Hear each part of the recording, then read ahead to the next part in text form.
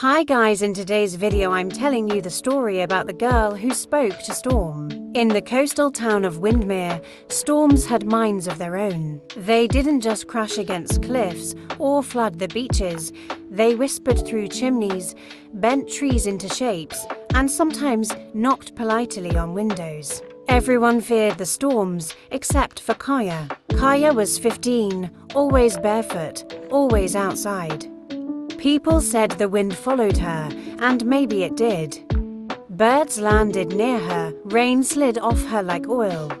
Lightning flashed when she laughed. One night, a terrible storm rolled in, darker than any before, spinning with green clouds and voices like growls. The town bells rang, everyone hid in their cellars. But Kaya stood on the cliffs, her arms open, eyes wide. The storm spoke, not with words, with feelings, fear, hunger, anger. It wanted something, but couldn't say what. Not with words, with feelings, fear, hunger, anger. It wanted something, but couldn't say what. So Kaya answered the only way she knew how. She whistled, a tune her grandmother used to sing from a language lost to time. The clouds paused, the lightning froze. And then, slowly, the storm leaned back, like it was listening. The next morning, Windermere was untouched. Not a single boat sunk, not a single tree down. People whispered. They whispered louder a week later, when Kaya walked through the eye of a second storm and came out dry. They whispered when animals followed her, when waves obeyed her hand, when thunder replied to her name. Eventually, they stopped whispering and started asking for help. By the time she was 17, Kaya had become something more than a girl.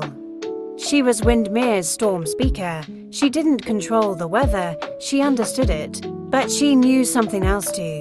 A bigger storm was coming, not just rain or wind, something old, buried, waking up in the ocean deep. Something that wouldn't be stopped by walls, sirens, or prayers. Only listened to. And Kaya would have to be brave enough to speak louder than the storm. I hope you liked the story, and now let's quickly finish this drawing.